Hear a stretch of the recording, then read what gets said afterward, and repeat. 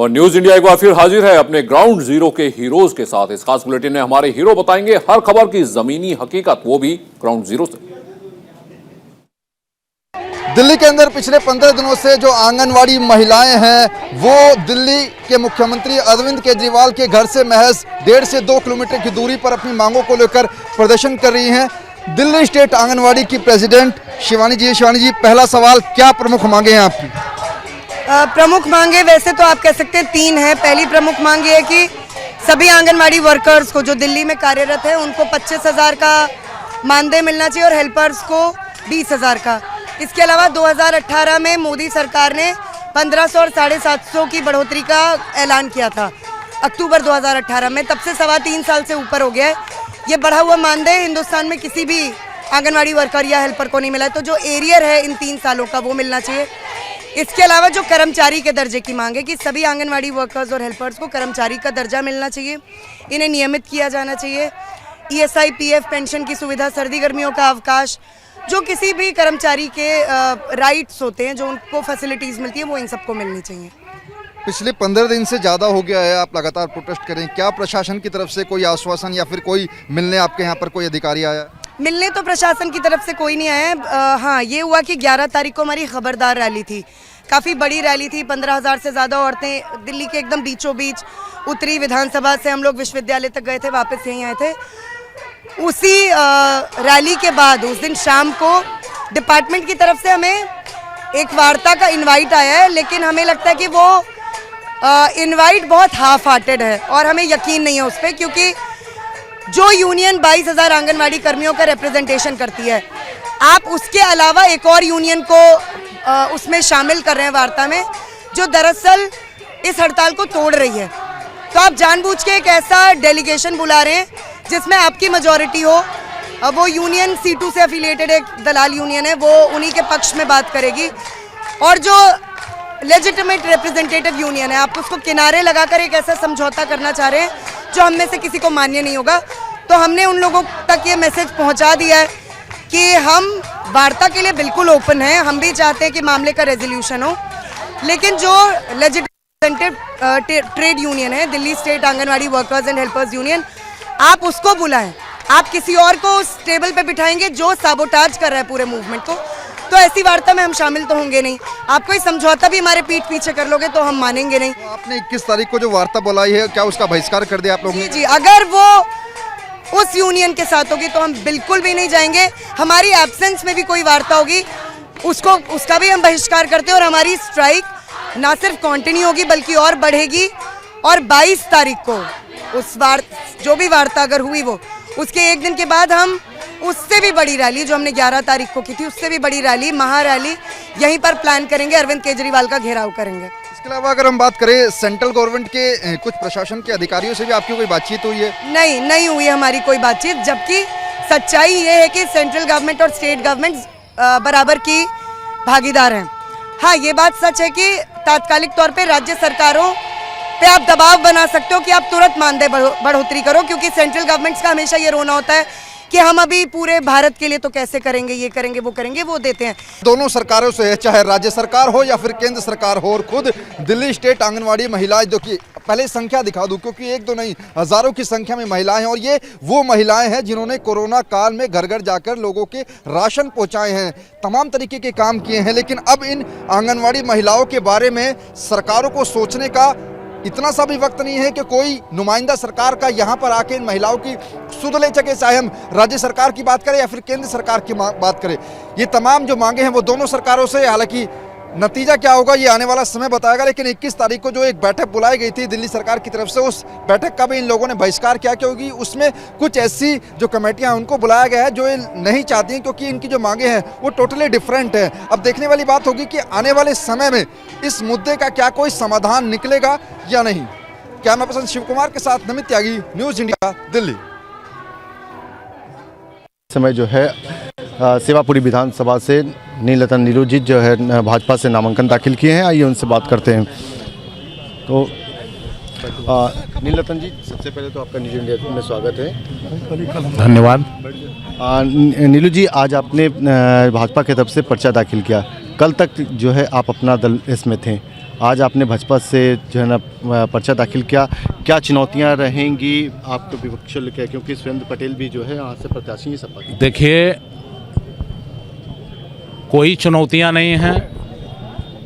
15 साल सेवापुरी और गंगापुर की जनता ने विपक्ष को काम करने का मौका दिया था, लेकिन 15 साल में एक भी कोई उपलब्धि उनके द्वारा अगर बता दी जाए, आपके चैनल के माध्यम से मैं ये जानना चाहता हूं कि 15 साल के विकास कार्य का रिपोर्ट कार्ड उनके द्वारा प्रस्तुत कर दिया जाए, और 5 साल का रिपोर्ट कार्ड मैंने जो सेवापुरी विधानसभा में किया है, इस देश के यशस्वी प्रधानमंत्री नरेंद्र भाई मोदी जी के आशीर्वाद से, इस उत्तर प्रदेश के यशस्वी मुख्यमंत्री योगी आदित्यनाथ जी के आशीर्वाद से, जो सेवापुरी का हमने सर्वांगीण विकास किया है, चाहे सड़क हो, चाहे बिजली हो, चाहे पानी हो, चाहे स्वास्थ्य, शिक्षा, कानून व्यवस्था, हर क्षेत्र में हमने सेवापुरी विधानसभा के जनता के सम्मान में कार्य किया है। और आने वाले समय में सेवापुरी की जनता मुझे पुनः मौका देने जा रही है। जो अधूरे कार्य हैं उसको पूरा करने का काम करूँगा। तो ये नीलू जी थे, इन्होंने आज पर्चा दाखिल किया है और भाजपा के सिंबल पर ये चुनाव लड़ेंगे। कल तक अपना दल इसमें थे, आज इन्होंने भाजपा ने इन पर भरोसा जताया और भाजपा के सिंबल पर ये टिकट लड़ेंगे। तमाम जो योजनाएं थी जिस पर अभी तक जो है उन्होंने कार्य किया था, जो बाकी योजनाएं जो रह गई है उसको पूरा करने का इन्होंने वादा किया है। इस पर वो चुनाव लड़ने के लिए जाएंगे। न्यूज़ इंडिया के लिए मदन मोहन शर्मा, वाराणसी।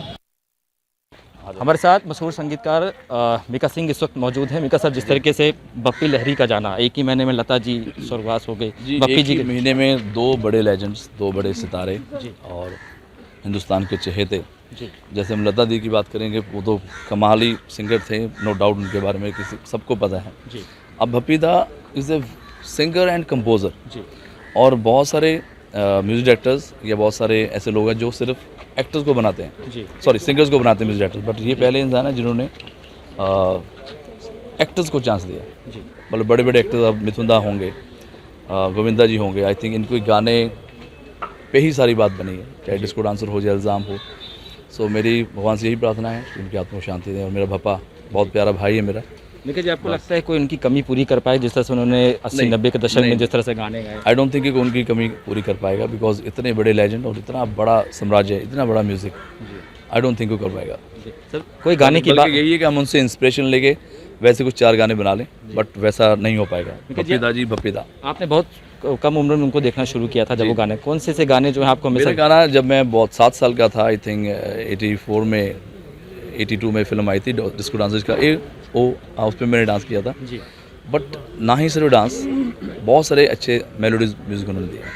बहुत बहुत शुक्रिया। बिल्कुल, ये थे हमारे साथ मीका सिंह जी, जिनका साफ तौर पे कहना है कि बप्पी लहरी की कमी कोई नहीं पूरी कर पाएगा। जिस तरह से उन्होंने अपने गाने गाए थे, खुद वो इनके फ़ैन थे, 7 साल की उम्र में बप्पी लहरी को फॉलो करते। तो बिल्कुल बप्पी लहरी का जाना कहीं ना कहीं फिल्म इंडस्ट्री के लिए बहुत बड़ा शौक है।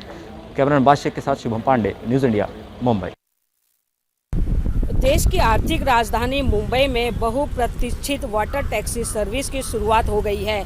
महाराष्ट्र के मुख्यमंत्री उद्धव ठाकरे ने गुरुवार को मुंबई और नवी मुंबई के बीच वाटर टैक्सी सर्विस का उद्घाटन किया। बेलापुर जेट्टी प्रोजेक्ट जनवरी 2019 में शुरू हुई थी और सितंबर 2021 तक पूरी हो गई। सागरमाला प्रोग्राम के तहत कार्यान्वित इस परियोजना के लिए कुल 8.37 करोड़ रुपए खर्च किए गए थे।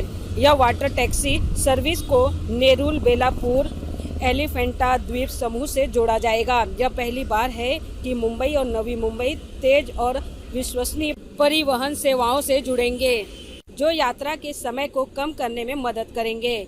महाराष्ट्र के बंदरगाह और मुंबई शहर के पालक मंत्री असलम शेख ने बताया कि मुंबई से बेलापुर के बीच 10 से 30 यात्रियों की क्षमता वाली 7 स्पीड बोट और 56 यात्रियों की क्षमता वाली एक कटमरैन बोट के साथ वाटर टैक्सी सेवा शुरू की जा रही है।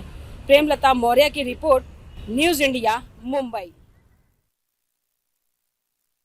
महाराष्ट्र के पूर्व गृह मंत्री अनिल देशमुख के कथित भ्रष्टाचार के आरोपों के लिए गठित की गई चांदीवाल आयोग के सामने आज महाराष्ट्र के मंत्री नवाब मलिक पेश हुए। नवाब मलिक पर सचिन वजन ने आरोप लगाए थे कि नवाब मलिक उनकी छवि धूमिल करने की कोशिश कर रहे हैं। बता दें कि नवाब मलिक ने मीडिया के सामने ये बयान दिए थे कि एंटालिया बॉम्ब स्केयर के मास्टरमाइंड सचिन वजह और परमवीर सिंह है। इसी को आधार बनाते हुए सचिन वजह ने आयोग के सामने गुहार लगाई थी कि नवाब मलिक को तलब किया जाए और उनसे पूछा जाए कि क्या उनके पास कोई सबूत है जो ये साबित कर सके कि एंटालिया बॉम्ब स्केयर के मास्टरमाइंड सचिन वजह हैं। इसके बाद 15 फरवरी को नवाब मलिक को समन भेजे गए थे और 17 फरवरी को यानी शुक्रवार को उन्हें हाजिर होना था। नवाब मलिक शुक्रवार को समय से पहले ही हाजिर हो गए। उन्होंने अपनी दलील देते हुए कहा कि उन्होंने जो भी आरोप लगाए हैं ये उनके खुद के आरोप नहीं हैं, बल्कि उन्होंने NIA की चार्जशीट के आधार पर ये आरोप लगाए हैं। इसके अलावा एक बड़ा आरोप नवाब मलिक ने NIA पर लगाया। उन्होंने साफ तौर पर कहा कि NIA परमवीर सिंह को बचाने में लगी है। आपको बता दें, जब 25 फरवरी 2021 को एंटालिया के बाहर बॉम्ब से भरे हुए या जिलेटिन से भरे हुए स्कॉर्पियो मिली थी, उसके बाद से जांच शुरू हुई थी। उसके बाद 5 मार्च को स्कॉर्पियो के मालिक मनसुख हिरेन की डेड बॉडी मिली। इसके बाद 13 मार्च को सचिन वजह को NIA ने गिरफ्तार कर लिया और 20 मार्च को महाराष्ट्र सरकार ने परमवीर सिंह को मुंबई के पुलिस कमिश्नर पद से हटा दिया।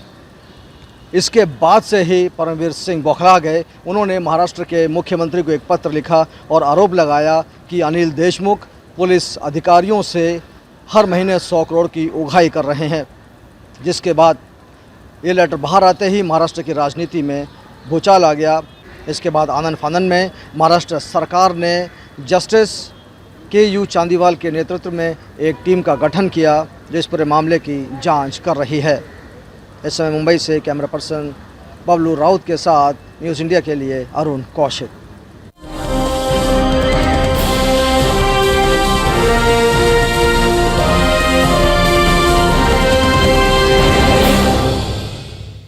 हमारे साथ इस वक्त शक्ति कपूर मौजूद हैं। सर, जिस तरीके से बप्पी लहरी जी का जाना, कितना गम है। एक ही महीने में लता जी चली गई, बप्पी लहरी जी इस दुनिया को छोड़ के चले गए।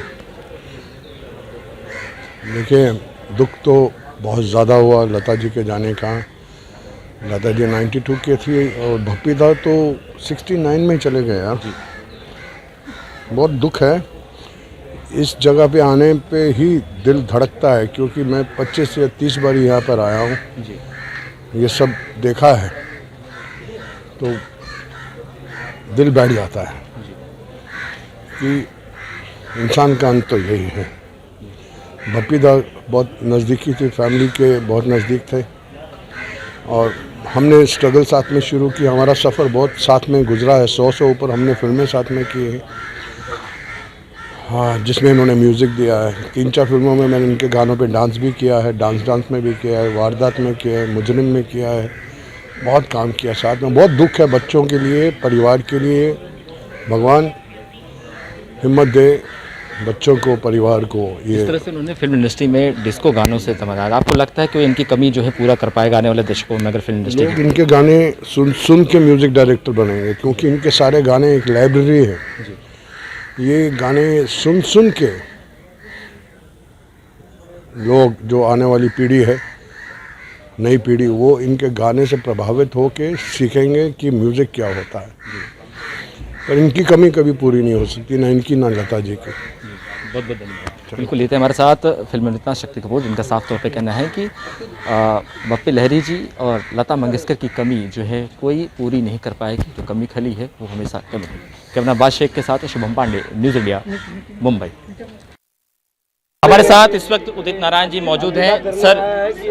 सर, जिस तरीके से एक ही महीने में 2 बड़े सिंगर का जाना, कितनी बड़ी क्षति है बॉलीवुड इंडस्ट्री को, म्यूज़िक इंडस्ट्री को? म्यूज़िक इंडस्ट्री के लिए, हमारे बॉलीवुड के लिए इससे बड़ी क्षति हो नहीं सकती, क्योंकि लता दीदी साक्षात सरस्वती हम लोगों को छोड़ के चली गई, जिनको हम बचपन से सुनते आ रहे हैं। और बप्पी दादा ने 50 साल से गोल्डन जुबली ईयर पूरा किया उन्होंने अपने करियर में, और एक से एक फिल्मों में एक से एक बेहतरीन गाने दिए उन्होंने। और उनके साथ मेरा ऐसा रेपो था कि वो अपने छोटे भाई की तरह मुझे प्यार करते थे। जब भी घर में जाओ बुलाते थे, कभी फ़ोन कर दिया, अरे उदित कहाँ हो, आजकल आए नहीं घर पे तुम। इतना प्यार था उनको। तो अभी 27 तारीख दिसंबर 2021 को उनका जन्मदिन था, लेकिन 28 तारीख में पार्टी रखा था उन्होंने, तो सब गए थे, हम भी गए, बहुत हम उनके साथ बैठे, बहुत खाना वाना खाए। आपको लगता है बप्पी लहरी जी की कमी कोई पूरा कर पाएगा जिस तरह से वो गाना गाए थे? नहीं, बप्पी दादा की जो कमी है कभी पूरा हो नहीं सकती। वो एक थे और अपना इतिहास बना के चले गए। जी, आपने भी कई सारी फिल्मों में उनके साथ गाना गाया, कौन सा ऐसा गाना जो आप हमेशा सजो के रखेंगे जब उनको याद करें? सारी फिल्मों में गाया मैंने, लेकिन मुझे इतना याद नहीं है अभी। लेकिन प्रकाश मेहरा जी की दलाल और अपना देव साहब की अव्वल नंबर, फिर अफसाना प्यार का एक टाइटल सॉन्ग गवाया था उन्होंने आशा जी के साथ।